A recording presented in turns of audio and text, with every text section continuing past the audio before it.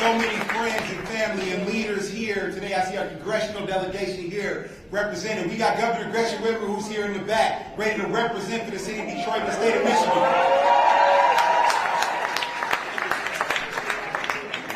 But today we're here to talk about the job that we have to do to make sure that our people are in a position to be healthy and successful going forward. Everybody who made the choice to get vaccinated made the choice to have a future. And everybody who made the choice to help somebody get vaccinated made the choice to make way for somebody else's future. We call this a vaccine mobilization event, not because we're here to talk about vaccines. We're here to talk about what it takes for people to get vaccinated. I want to thank all of you for stepping up and standing tall for our communities and making that possible for somebody else. I bet everybody here is convinced somebody to get vaccinated. But guess what? All the people who have not yet been vaccinated, they just one conversation away. So my challenge to you is, who are you going to have a conversation with? Better yet, how many conversations are you going to have today? How many conversations are you going to have tomorrow?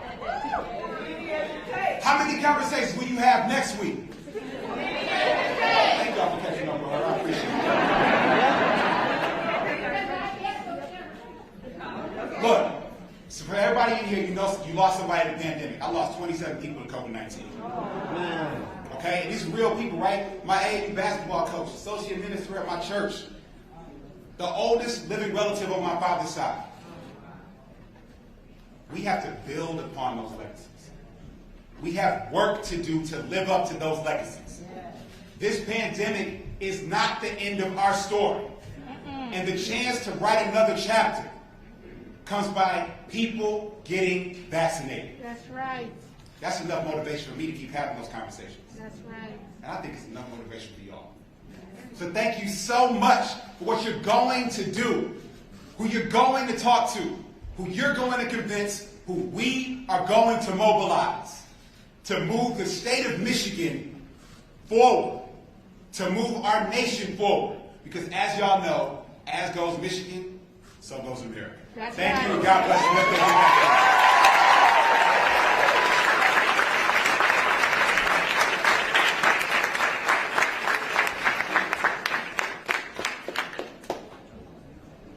Please welcome the Detroit Youth Choir.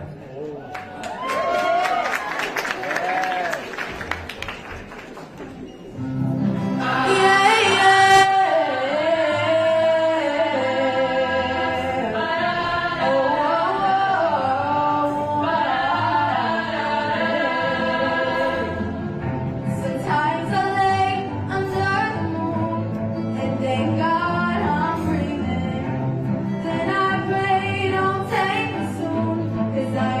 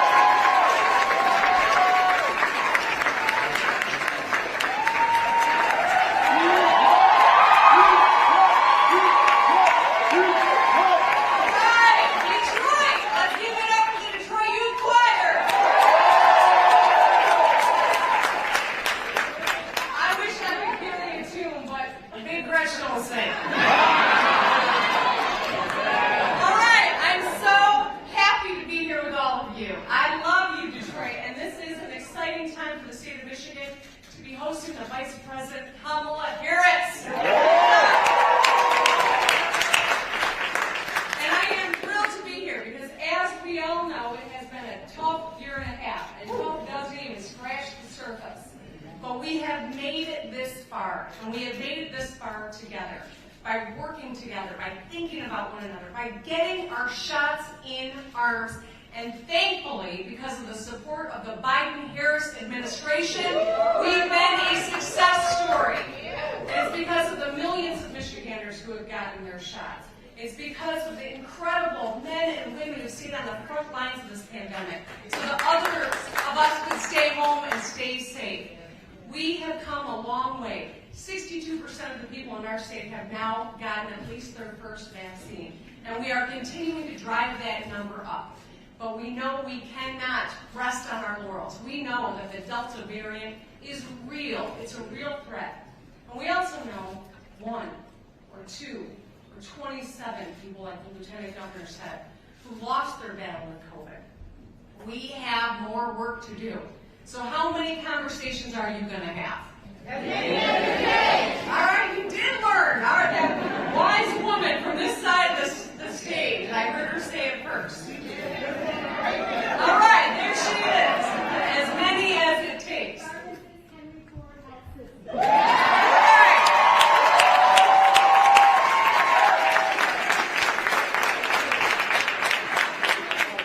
mean, I thought it was a speech, but we're participating today. That's good. No, as many as it takes. Because we all know that people like our friends who lost their battle with COVID. And I think about many that I've lost, but especially my friend, the sheriff, Benny Napoleon, who would give anything to have this vaccine. These vaccines are safe. They are effective. They are effective even against this Delta variant. And that's why we've got to do the hard work of educating and supporting and answering questions. There are a lot of people who still questions. That's okay. We just want to make sure they get the accurate information so they can make the decision to protect themselves and their families. We are all in this together, and we are thrilled that Vice President Harris came to Michigan today because she is doing an incredible job on all of our behalf. I know there are so many who are so proud to look up to this Vice President, me included, and my daughters, and so many across the state. They are showing that if you lead with a good conscience, with a good plan, with the right priorities and kindness, you can make a big difference, and that's what the Biden-Harris administration has been doing. We've got work to do, but we are going to emerge from this pandemic. Mark my words. Michigan will emerge stronger than ever. Stronger for everyone in this state.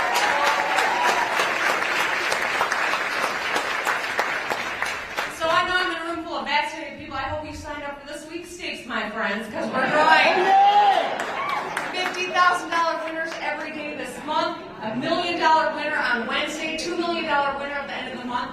But you got to be vaccinated and you got to register at My Shot to Win.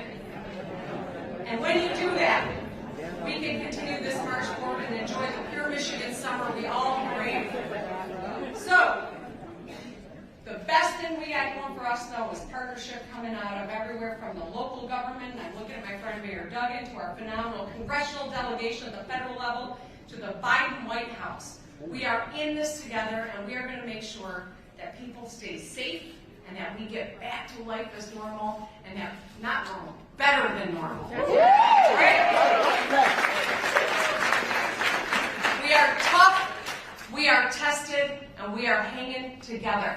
So, with the Biden-Harris administration, we've got leaders who have a plan, and they are executing that plan, and they are saving lives every single day. And so with that, we owe them a huge debt of gratitude and support, and I hope when Vice President Harris comes out here, you're going to give her the Michigan welcome that she deserves, because she is doing a phenomenal job. I love you, Detroit. Thank you.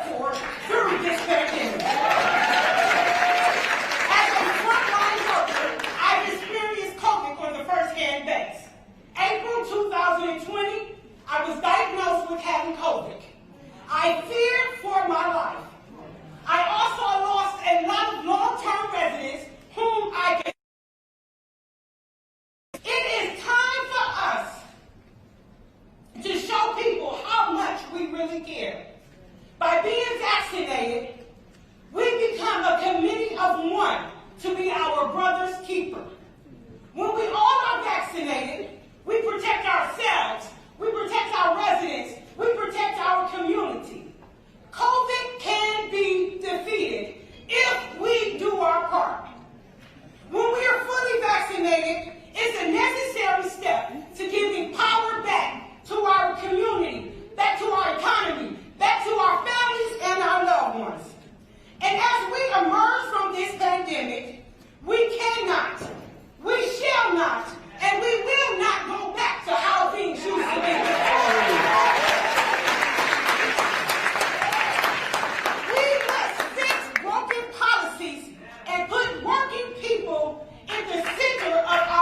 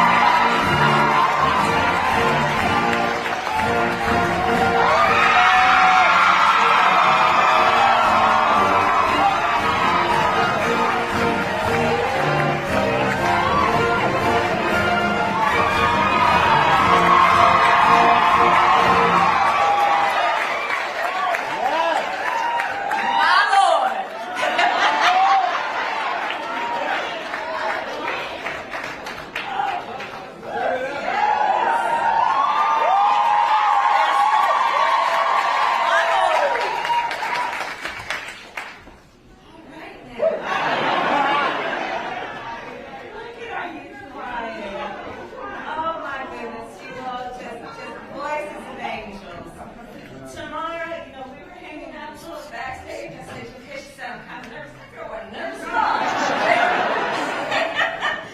But my goodness, her story, I hope you know about it, is a story that encourages the story of so many people. Tomorrow, I'm so honored that you introduced me, given all that you have been through and all you continue to do to hold up so many people. Just a story of courage mixed with conviction, mixed with grace. That's who she is. Can we hear it again for tomorrow?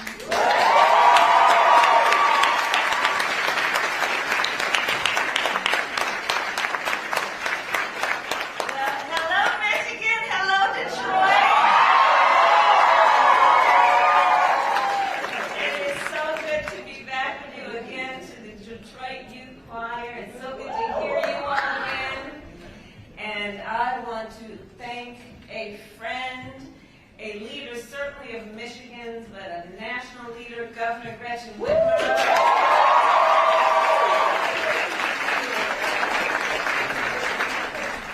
She really is an extraordinary leader on every level, and I'm so honored to share the stage with her today as we have before. Lieutenant Governor Garland Gilchrist.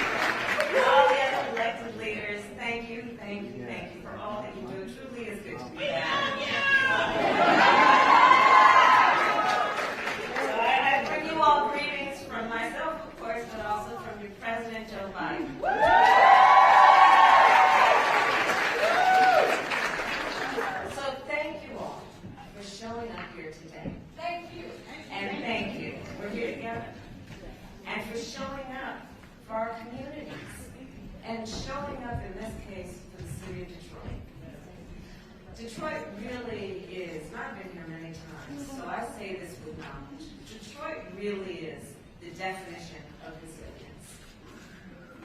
It really is. Time and again, this city has been rebuilt. This city has been reborn.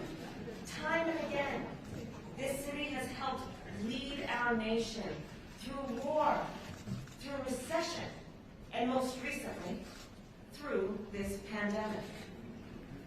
At the very start of the pandemic, companies in Detroit, from small batch manufacturers to big three automakers, converted their factories and produced protective gear and ventilators for our nation's hospitals. You did that not only for the folks locally, but nationally.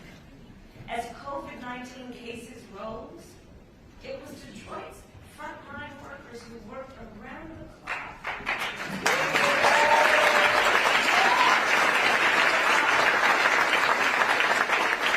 to help care for those who were sick. We heard tomorrow talk about the personal prayer, in addition to the prayer for the community and for the world.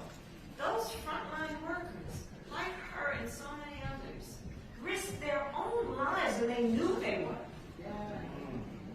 for the sake of taking care of, in many cases, perfect strangers. You know, I do believe in moments of crisis, there are revelations and an unveiling of the heroes walking among us. And I would say among the heroes walking among us as we live on earth right now, the frontline workers are front and center.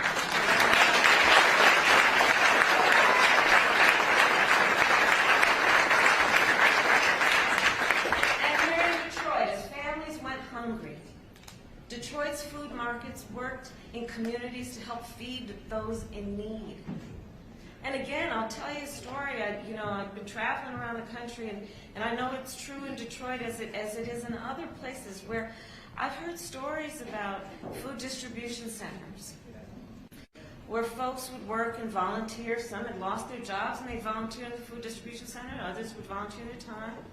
And because of the nature of COVID, the recipient would be in line in their car, sometimes for hours, and then when they drive up to the place where they were supposed to get the food, They popped their trunk, because of course there was no interaction, physical interaction. And the volunteer would look in the trunk, the empty trunk, and see there a handwritten note written by the driver, the occupant of the car, thanking the volunteer for the time that they took to help them. Other times, the volunteers, when the trunk would pop open, there'd be a $5 bill. People who had nothing, barely could make it, and what little left they had, to thank the volunteers for the value of their time and their labor. These moments of crisis have in so many ways unveiled the grace, the dignity that each of us know we have and should give. So as we reflect Detroit on these days, these are the things I think about. As schools here in Detroit went virtual, Detroit teachers went the extra mile to educate the city students.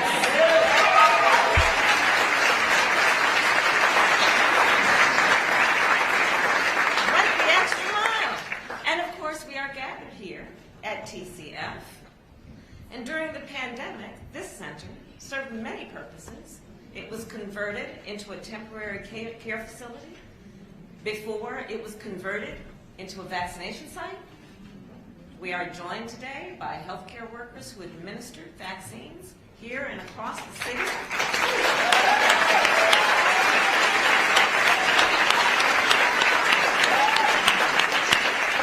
You are the heroes. You are among those heroes I was speaking of. And so thank you all. Thank you on behalf of our country. Thank you on behalf of the folks that you may never meet and the folks that may never know your name.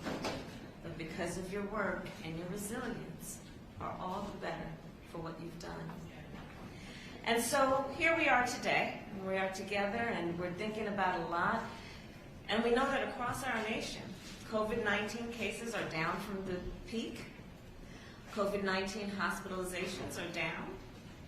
COVID-19 deaths have fallen by 90%. The vaccine gave us the upper hand against this virus. And nearly 160 million Americans are now fully vaccinated. More than 4.75 million here in Michigan. This is incredible progress. And we need to build on that progress. And we need to build on that progress now. Because there are still a whole lot of folks who are not yet vaccinated. And that is certainly true here in Detroit. So I'm here to say thank you, congratulations, and we have more work to do. So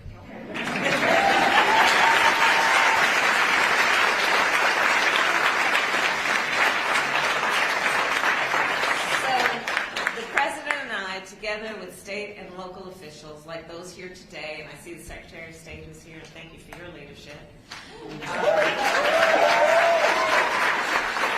We'll keep pushing to get every eligible American vaccinated. Last week, the President spoke about what our administration is doing to boost vaccination rates. And basically, it boils down to two big things. We are bringing the facts, not misinformation, the facts directly to the people. And that's a big deal, as you all know. We got to get the facts out. Because sadly, there's a lot of misinformation. So let's know what it is, and let's talk to our neighbors and our friends and say, here, let me tell you about the facts. Okay? The facts, one. And two, bringing the vaccine directly to the people. Okay? So we have volunteers who are going door to door to give people information about the vaccines. Why? Because we shouldn't require that people knock on our door to find out what's going on. Let's take it to the streets. Take it to the people. That's what we're talking about doing. Knock on those doors. Hello, neighbor. We also have vaccines being sent to primary care doctors and pediatricians.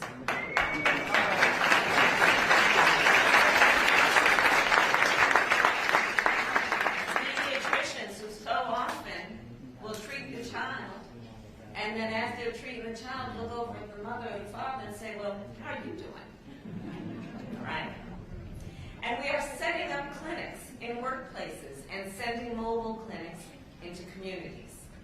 We are leaving no stone unturned because we know getting vaccinated, here's the thing, getting vaccinated is the single best defense against COVID-19 and its variants.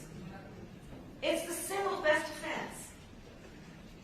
And folks, this Delta variant is no joke.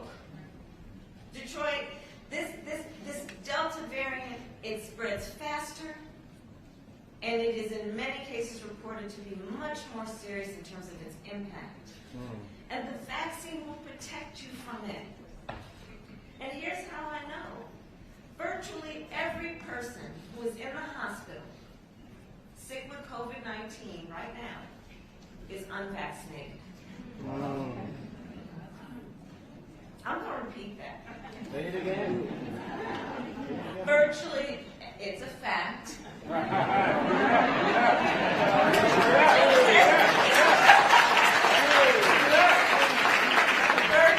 every person who is in the hospital right now, sick with COVID-19, is unvaccinated. Wow.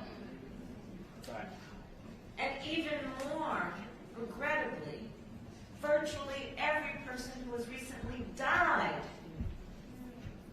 from COVID-19 was unvaccinated. The loss, the tragedy of that loss. Literally every person who has died from COVID-19 that we have recently been seeing was unvaccinated. You know, you hear doctors now talking about when they're treating someone in the hospital these days for COVID-19, and then they ask, well, have you been vaccinated? The kind of response they're getting, sometimes it's nonverbal, but it's kind of people looking down and saying, no, I haven't been vaccinated. So let's do this in a way that we don't judge anybody. We're not looking down on anybody. But we do want to give them the information because nobody should have to live with any kind of sense or feeling of regret when there's so much that's available to help them. You know, I got my second shot back in January, and I'm so glad I did. And of course, you know, I thought, oh, I could handle anything. But that next day, I was a little off for a couple, you know, I was just not feeling so well that next day. But that was it. And then back to normal, right? So yes, okay, that's part of it, but it's just, you know, a few hours, and it can save your life. It can save your life. In the words of your own Miguel Cabrera, he said that the shots are nowhere near as bad as the virus.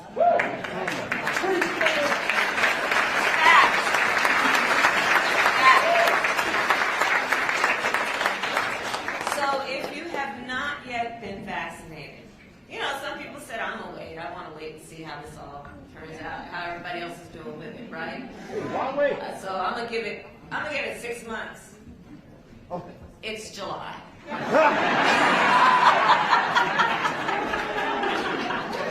It's time. It's time. So it is time, and it is time to roll up your sleeves and get the shot. And if you already have, find someone who hasn't and help them. And talk to them as we are having this conversation now.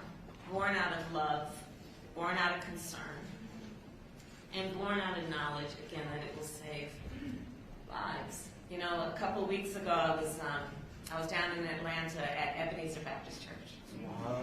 And it was good to be back there. And the church, of course, you all know this is the church where Dr. King preached. Yes. Until the day he died. And today, it is a place of worship, but as most places of worship, also a place of healing. It is a vaccination site. Yeah. Then and now, a place of healing. And when I was there, I talked with a bunch of folks, and in particular, I met with a bunch of folks who had just been vaccinated, and the healthcare workers who administered the vaccines. And I said then, what I will repeat today, I do believe that the act of getting vaccinated is the very essence